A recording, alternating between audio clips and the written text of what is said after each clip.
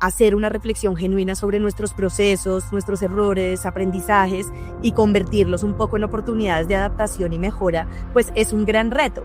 Pues nosotros podemos seguir impulsando que la práctica de dejar de ver los errores como fallas individuales nos permita poder empezar a leerlos más bien como aprendizajes colectivos.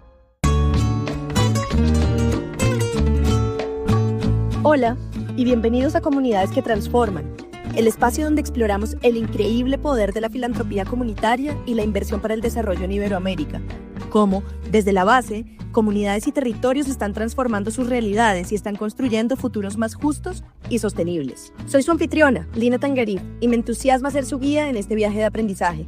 En esta primera temporada tenemos personas invitadas de diversos lugares de Iberoamérica que nos van a llevar de la mano a reflexionar sobre distintos rostros del sector filantrópico y de la inversión para el desarrollo. Vamos a hablar sobre filantropía comunitaria, sobre fundaciones territoriales, sobre fundaciones comunitarias, sobre el poder de las alianzas y sobre la innovación para el financiamiento y para la medición y la verificación del impacto que estamos generando. Recordemos que en el episodio anterior exploramos cómo se puede innovar en el complejo y fascinante mundo de la medición. Exploramos ideas muy interesantes para que las historias de cambio se cuenten como son y por quienes deberían contarlas, las comunidades. Hoy, en un episodio un poco diferente a lo habitual, vamos a ser vulnerables, vamos a hablar de errores que hemos cometido en el sector y cómo los mismos pueden ser una oportunidad imperdible para poder aprender y fortalecernos. Y para que nos guíen durante esta conversación, tendremos un invitado y una invitada maravillosos que nos permitirán entrar a la intimidad de su organización para hablar de forma sincera y honesta sobre sus fallos y sus errores. Bueno, bienvenidos de nuevo a Comunidades que Transforman. Hoy se unen a esta conversación dos invitados muy especiales, muy cercanos también a mi corazón.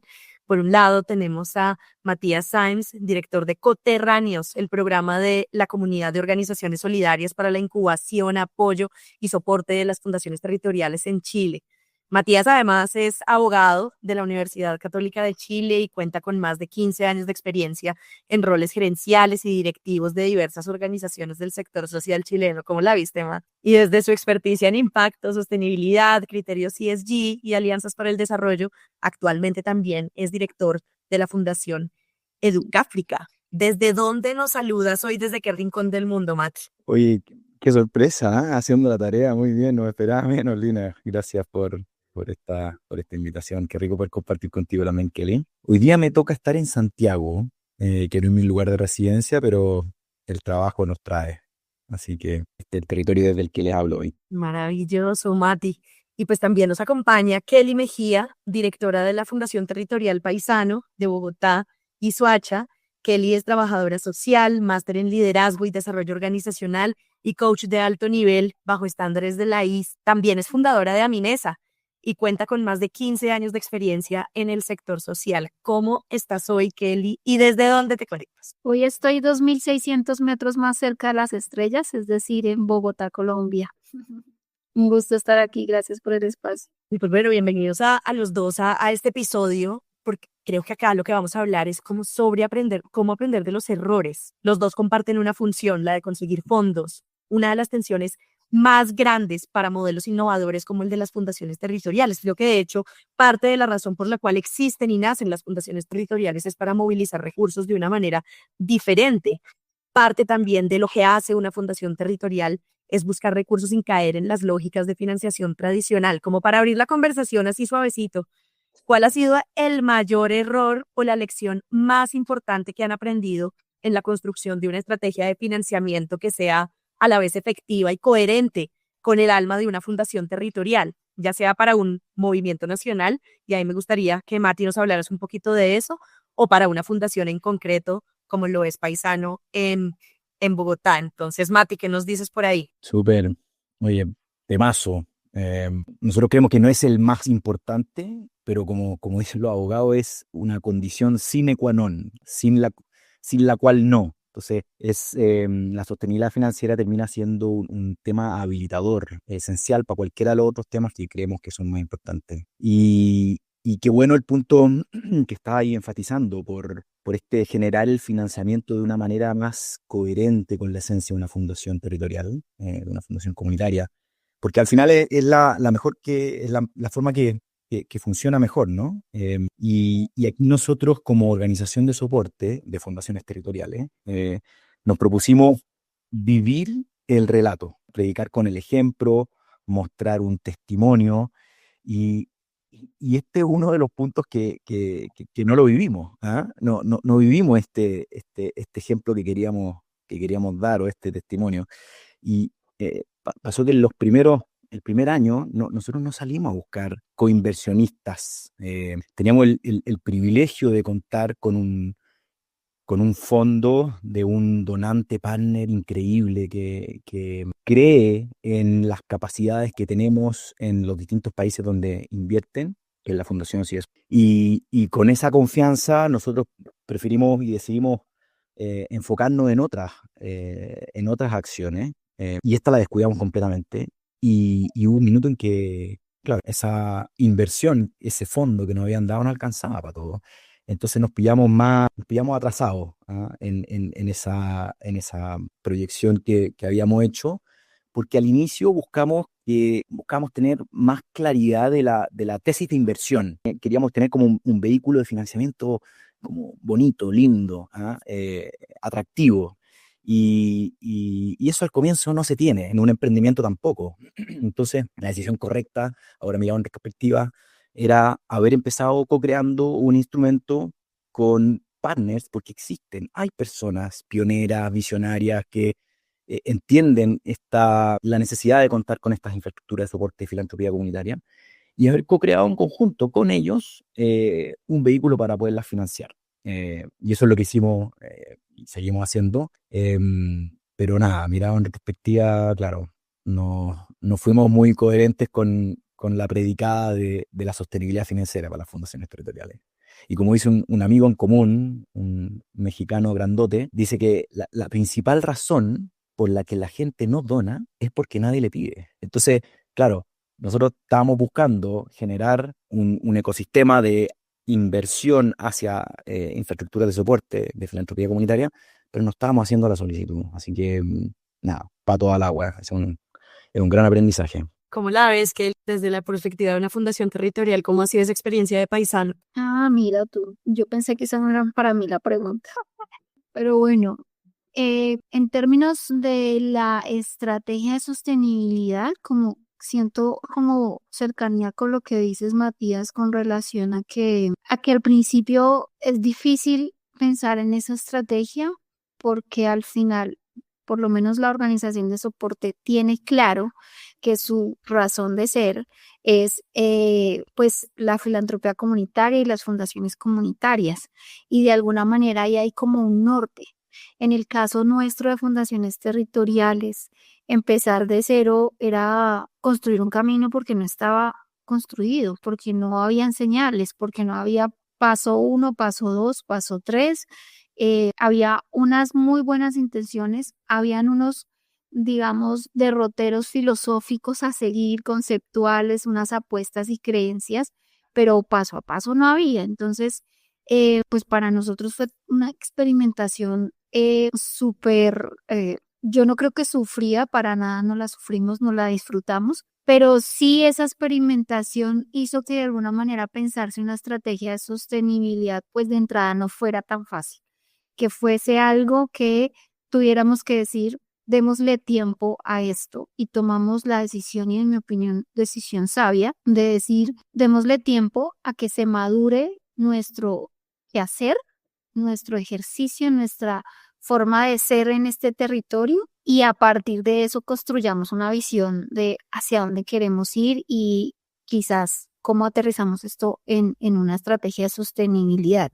Pero en principio no fue algo que pensáramos, y puede verse como una mala decisión o como un error, pero también puede verse desde la otra perspectiva. En mi opinión, sí hacía falta la madurez de lo que estábamos haciendo para poder pensar en esa estrategia de sostenibilidad. Sin embargo, hay muchas formas de crear organizaciones y hacer empresa y etcétera, y casi que en la mayoría se parte de tener esa estrategia y esa claridad, ¿no? En el caso nuestro no fue así. Y yo dejo a la interpretación del oyente si eso es un error táctico o una apuesta estratégica que puede funcionar. Y yo creo que tocas un punto muy interesante y es cuando en vivo y en directo uno cree que está tomando malas decisiones, pero después viendo en retrospectiva uno se da cuenta que realmente fue una decisión, una apuesta estratégica. Yo siento que parte de la decisión de representar también este movimiento y de crear las territorias, el coterráneos, creo que es una apuesta estratégica que al final uno no sabe cómo va a salir. Y sí está llena de aprendizajes, pero creo que también lo que hemos aprendido es como esa resiliencia y esa capacidad de adaptación que hemos tenido por poder capitalizar los aprendizajes también de otros en pro como del modelo. Entonces, les agradezco a los dos por las dos perspectivas, porque creo que al final es muy fácil hablar desde la perspectiva del financiador, pero creo yo también que desde el territorio es muy importante ir construyendo, y para mí la experiencia de Paisano creo que ha sido de las más reveladoras que he tenido en toda mi vida, y pues que es un reto inmenso, ¿no? Y pues Mati, quisiera también que nos hablaras un poquito como de ese rol de tener que incubar fundaciones territoriales. Yo creo que incubar un proceso desde cero, identificar liderazgos, poder apalancar esos liderazgos para que logren llegar a donde quieren llegar, creo que también es un reto importante de apostar por un territorio y por ese liderazgo. Cuéntanos una historia de alguna apuesta que según tu perspectiva, de pronto o en retrospectiva, no fue la correcta. ¿Qué aprendieron sobre esas condiciones mínimas que se necesitan o el tipo de liderazgo que se necesita para que una fundación territorial pueda echar raíces y florecer y perdurar en el tiempo? Muy buenas tus preguntas, ¿qué querés que te diga? Acá hay de parte nuestra muchas apuestas, porque no partimos desde cero. Hay filantropía comunitaria desde hace muchísimos años en Chile y en todo el mundo. Entonces, la lógica al comienzo fue partir apreciando lo que hay, que es muy propio de las fundaciones territoriales: dos ojos, dos orejas, una boca. Entonces, partimos viendo que ya existía e identificando ciertos liderazgos que venían con alguna trayectoria, con alguna experiencia, que podía convertir más rápido su proceso en la conformación de una fundación territorial. Y a raíz de esas muchas apuestas, hoy día tenemos al menos 5 vías de pilotear cómo se conforma una fundación territorial. Y a esas 5 llegamos a través de muchos aprendizajes, aciertos y errores en estos 2 años y medio que llevamos acompañando a grupos motores. Y se me viene a la cabeza un caso en concreto que es bien ilustrativo, y a nosotros todavía lo miramos con un poquito de frustración, porque tenía todo. Ese caso que tú decís de libro y que terminó no resultando. Y era un territorio que había estado con un programa muy potente para fortalecer capacidades para el desarrollo local, ¿ya? Para ponerle un título. Y después de los 3 años de ese programa, nosotros como coterráneos fuimos a conocer qué habían hecho, cómo lo habían hecho, qué querían hacer, y, por así decir, tomamos la posta en ese acompañamiento. Y habiendo muy buenos liderazgos en ese grupo, claro, el proceso previo venía con la mejor de las intenciones de ir fortaleciendo estas competencias y capacidades de estos liderazgos para el desarrollo de su propia comunidad. Y te diría que no hubo un fortalecimiento de la agencia, de ir teniendo prácticas que fomenten el empoderamiento o una visión emprendedora, y el proceso de adaptación con la conformación de una fundación territorial no fue tan orgánico. Entonces, este grupo, que incluso contaba con un fondo que le había dejado este programa, decidieron, en vez de utilizar ese fondo, por ejemplo, para haber contratado a alguien para que hiciera todo este proceso, una dirección ejecutiva o una coordinación general, decidieron ejecutarlo, invertirlo en sus propias como organizaciones. Entonces, de aquí distintas líneas como de aprendizaje. Una, que la necesidad, uno de los principales desafíos que nos vemos enfrentados con los liderazgos en distintos lugares es la capacidad de entender la necesidad de una infraestructura de soporte. La mayoría de las personas tenemos la tendencia a estar en primera línea, leyendo el cuento, martillando, revolviendo la olla, entregando el regalo, pero esta capacidad de entender la necesidad de esta plataforma, más de segundo piso o tercer piso, es algo no tan común. Y ahí hay un desafío súper interesante que para nosotros ha sido un aprendizaje en todo este tiempo, pero en ese episodio sobre todo. Y ahí quizá un segundo, que lo he conversado también con otros miembros de organizaciones de soporte en Asia, en Latinoamérica, que una de las competencias más importantes que necesitamos tener como organización de soporte es la de coaching, porque vamos acompañando a estos liderazgos en estos como procesos no solamente de desarrollo local, sino que primero de desarrollo personal. Y la sobreabundancia de ese desarrollo personal también va verificándose a través de la Fundación Territorial en un mayor y mejor impacto en su comunidad. Entonces, esto es una decisión tardía que tomamos, el formarnos como coaches para poder acompañar mejor estos procesos, porque nada, es un muy bonito desafío. Kelly, y yo creo que ahí nos darías muchas luces si tú como directora de una fundación territorial, que además estás un poco en la cara opuesta de la moneda, una fundación territorial al final es innovar, pero pues la tentación de replicar modelos conocidos es muy fuerte. ¿En qué aspectos del diseño organizacional sientes que de pronto has caído en la trampa de replicar un modelo de una fundación tradicional y cuando se dieron cuenta que fue un error?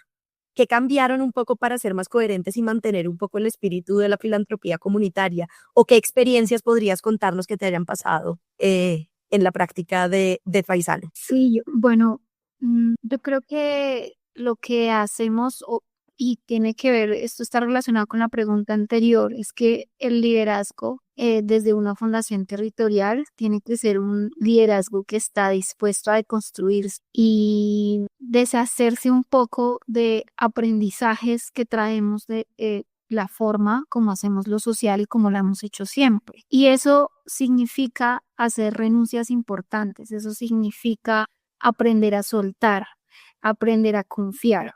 Dos cosas que en mi opinión no son muy comunes en el sector tradicional, en el sector social tradicional y las fundaciones como normalmente las manejamos, ¿no? Y al principio uno se enfrenta a este reto de que ya no estoy en el mismo lugar y de que no voy a hacer lo mismo que hacía antes, sino que aquí tengo que empezar a transformarme yo, empiezo a cambiarme yo, empiezo a confiar yo, empiezo a soltar poder yo, empiezo a decir, ya no soy yo la que tiene que dictar el taller, ya no soy yo la que tiene que revolver la olla, como decías tú, Matías, o estar allá entregando el regalo. Como que soltar eso para mí tiene que ver con una renuncia del ego también.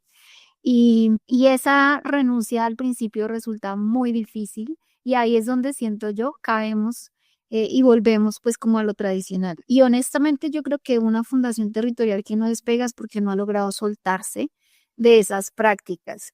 Y al principio, claro, tú traes este chip, entonces tú pues pucha, entregar plata, entregar recursos y confiar en que el otro los va a ejecutar y a implementar bien, pues eso es un cambio muy drástico que aquí lo podemos decir de manera muy sencilla, pero eso nos pasa por el cuerpo y hacemos hay toda una fricción en nuestro interior para atrevernos a confiar en que el que va a recibir el dinero lo va a hacer bien. Y está esta tentación todo el tiempo de, pero ¿qué va a hacer con la plata? ¿Pero cómo la va a usar? ¿Pero dónde? ¿Pero muéstrame? Y entonces caer ahí como incluso en estructuras rígidas, que son estructuras que no están en línea con la apuesta de una fundación territorial.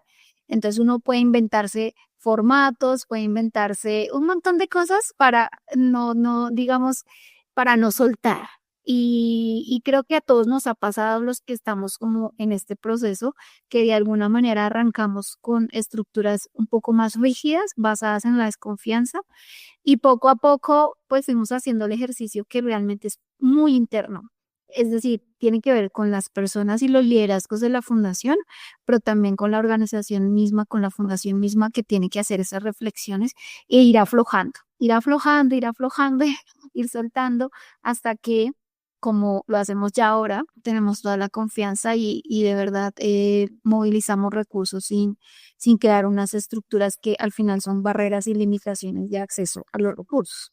Entonces, creo que es un poquito por ahí la experiencia que tuvimos y que siento que está, digamos, que hay un punto súper clave que nos diferencia y es que soltamos un poco el ego, aprendemos a soltar el poder y a confiar en los otros. Sí, yo creo que lo que tú dices es muy cierto. Es muy fácil decirlo y aquí en un podcast, pero realmente hacerlo, pues, ha tomado años y ha tomado años de construir relaciones, de construir un poco más ecosistema y no seguir promoviendo el ecosistema. Y creo que parte también del proceso, y quiero hablar un poquito del ecosistema en sí mismo, porque pues mucho de lo que hacemos no solamente tiene que ver con intervenir las apuestas locales y los territorios, sino también el hecho de crear un ecosistema a nivel nacional de filantropía comunitaria. Pero construir la narrativa para un movimiento nacional es un desafío importante, inmenso, y sobre todo cuando el ecosistema de la filantropía comunitaria sigue en proceso de consolidarse.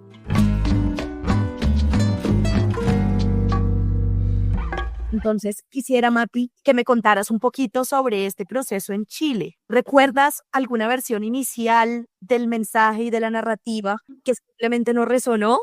Y creo que aquí tenemos también un montón de aprendizajes, pero ¿cuál crees que fue como ese error en esa narrativa y que les enseñó sobre el lenguaje que verdaderamente moviliza a la gente para, en palabras de coterráneos, hacer lo propio? Hacer lo propio.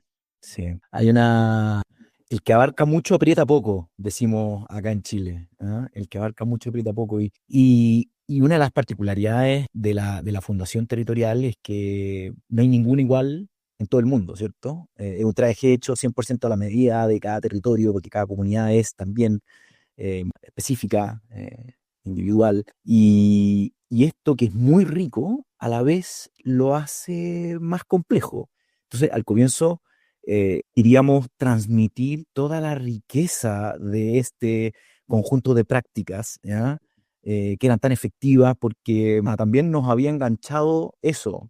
A nosotros que habíamos tenido un poquito más de tiempo para profundizar, nos había enganchado toda esta distintas dimensiones, características, elementos que la hacían más efectiva y queríamos de un chorizo tirarlo todo a nuestra contraparte.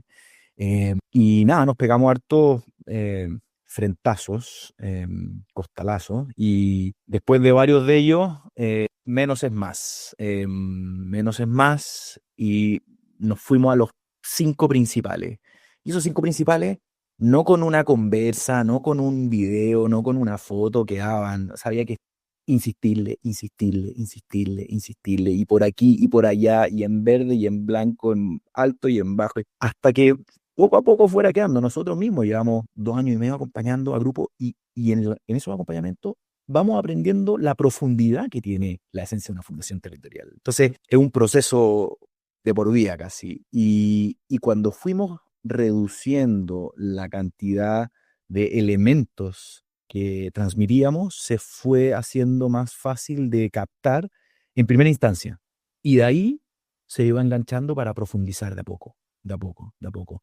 Pero más esa ansiedad al comienzo de transmitir todo lo bueno que tiene este producto, nos comió y menos mal nos dimos cuenta temprano, y lo pudimos pivotear. Sí, eso fue un costalazo interesante. Estalazo interesante, Mati, muy, muy interesante, gracias. Y Kelly, quería saber también un poco sobre este proceso que tiene una fundación territorial en torno al apoyo de iniciativas locales. Yo creo que poder identificar, mapear, apoyar a quienes realmente están trabajando por el territorio, creo que es uno de los mayores desafíos que tiene de hecho el resto del ecosistema, de entender ese valor de las fundaciones territoriales. Y creo que al final una fundación territorial financia y apoya a quien no tendría otra manera de recibir estos recursos. ¿Puedes de pronto compartirnos alguna historia de un error que cometieron al principio, ya sea en la selección de una iniciativa, en su forma de apoyarla, y qué lección fundamental les dejó sobre cómo escuchar y trabajar junto a las personas de la comunidad? Bueno, Yo creo que no sé si necesariamente hablar de rol, yo hablaría de proceso. Yo creo que se trata de momentos, fases que vas transitando a lo largo de la existencia de la Fundación Territorial que te van ayudando a entender cómo quizás delimitar, identificar mejor, cómo crear un proceso, una experiencia, digamos, de usuario para las organizaciones y esas iniciativas que nosotros apoyamos. Y para nosotros ha sido eso, un proceso que más que desaciertos, porque no lo veo como tal, ha tenido fases y diferentes momentos. Y cuando nosotros arrancamos, pues por supuesto éramos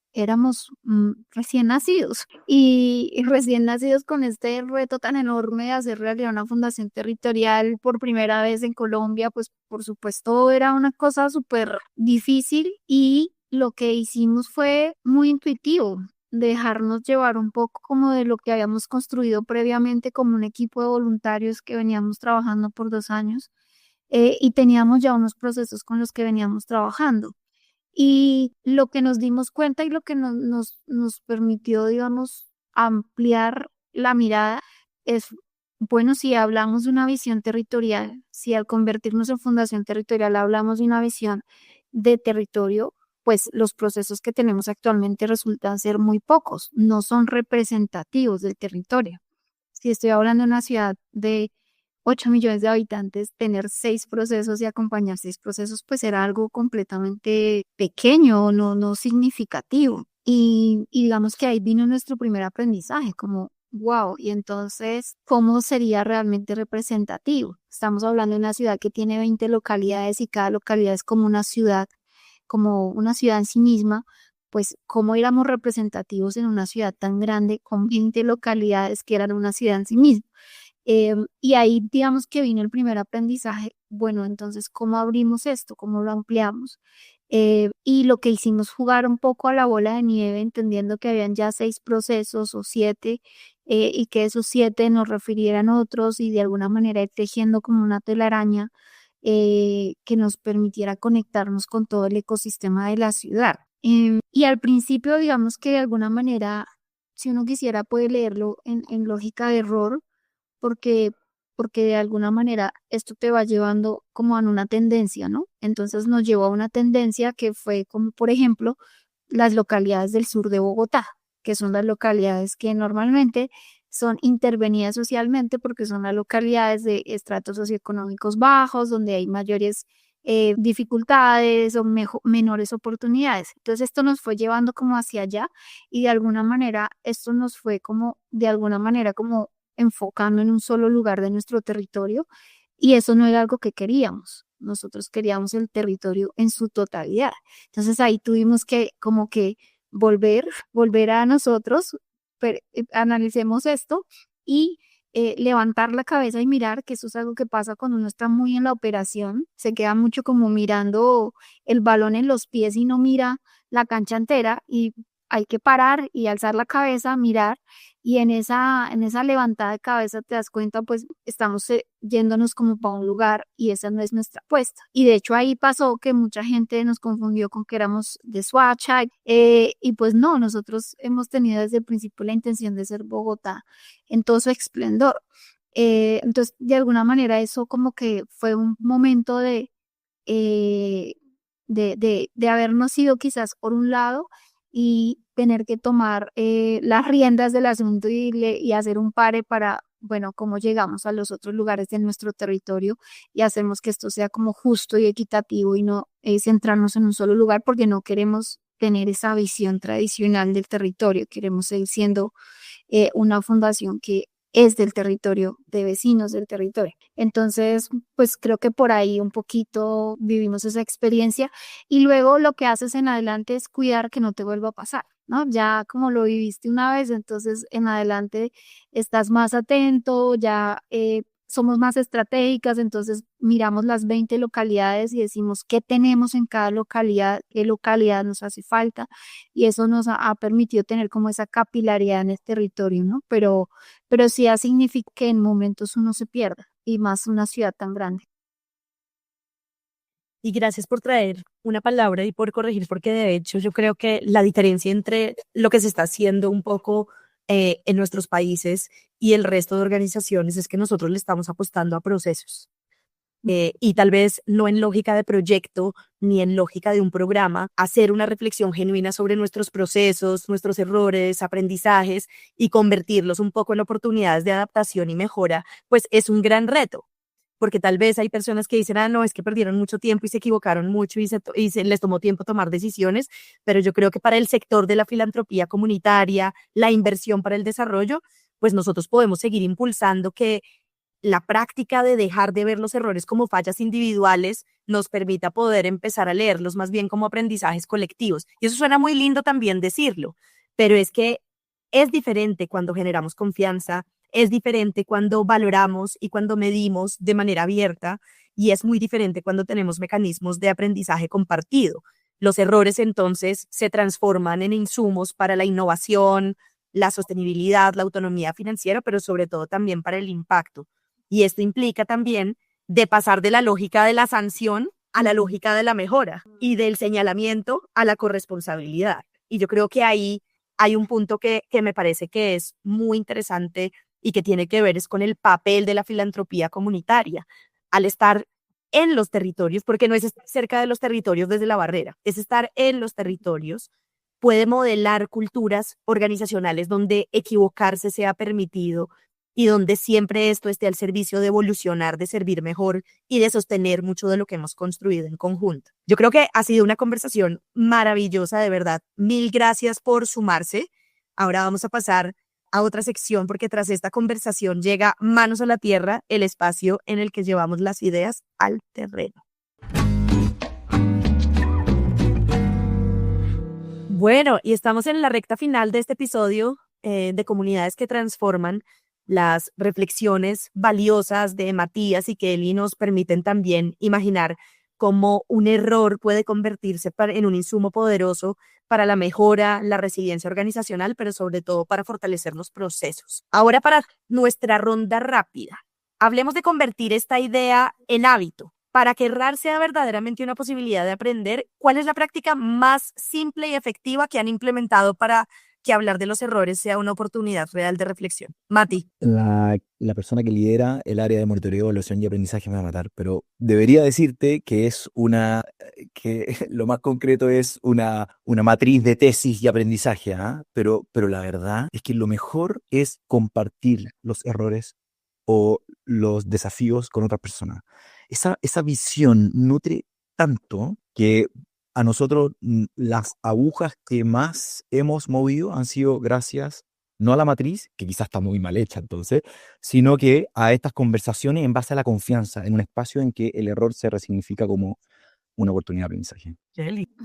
No sé si voy a responder tu pregunta, Lina, pero lo que sí quiero decir es que nosotros desde el inicio, desde que conocimos por primera vez la información de fundaciones territoriales, había algo muy claro que decía, es que está permitido el error. Y yo dije, ay Dios, gracias por poner esto en mi vida, porque yo estoy cansada del perfeccionismo que me exige este sistema de financiación para el desarrollo, en el que todo tiene que salir como dice en el cronograma y en el presupuesto, como lo planificaste en el proyecto, y difícilmente hay oportunidad de cambiar. Nosotros desde el inicio, o sea, cuando nos dijeron hay posibilidad de error, o sea, esta es la razón para estar acá.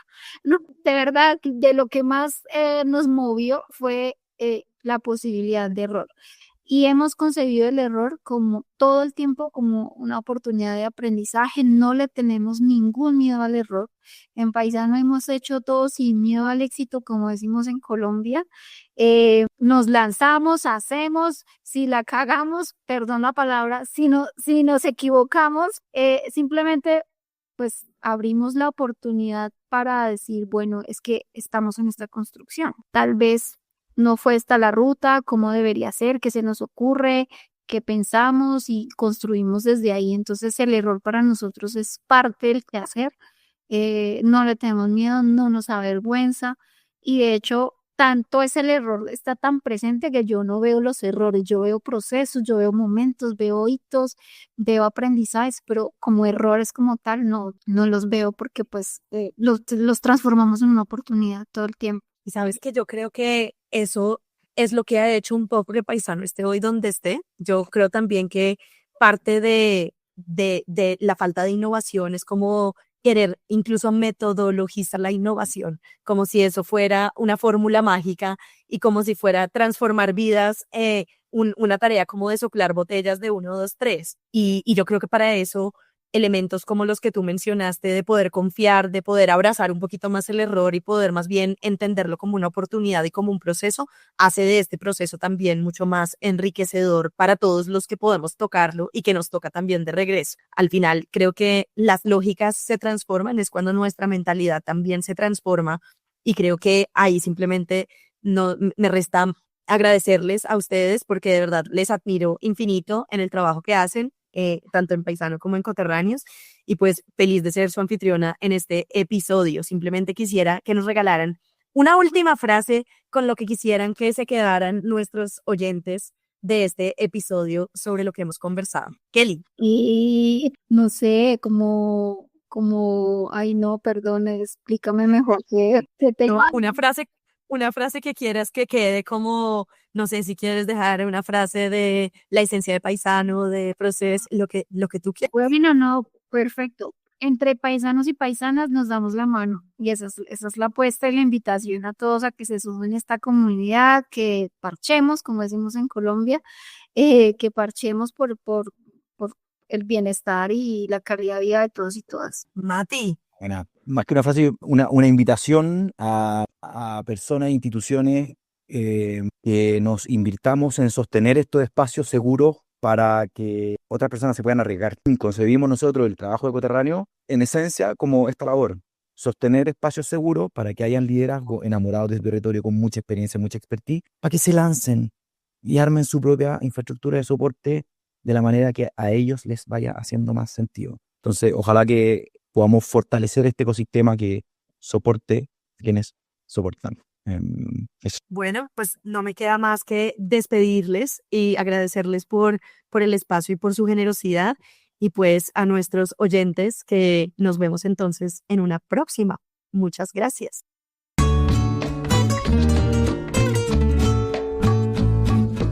Gracias a todos nuestros oyentes por acompañarnos en este episodio de Comunidades que Transforman, y un agradecimiento especial a nuestros invitados de hoy, Matías Sáenz y Kelly Mejía. Comunidades que Transforman es posible gracias al valioso trabajo de la Comunidad Iberoamericana de Aprendizaje en Filantropía Comunitaria, CIAF, y a la Red Wings, con apoyo de la Unión Europea. Esta producción estuvo a cargo de Territoria y mano de obra Estudio Creativo. Esperamos que esta conversación les haya inspirado a reconocer los errores de forma sincera y a verlos no como algo que debemos esconder, sino como oportunidades de aprendizaje y transformación. No olvides suscribirte a nuestro canal de YouTube y a seguirnos en Spotify. Comparte y deja una reseña para que estas ideas puedan llegar más lejos. Soy Lina Tangarif. Gracias por acompañarnos en este episodio de Comunidades que Transforman. Hasta la próxima.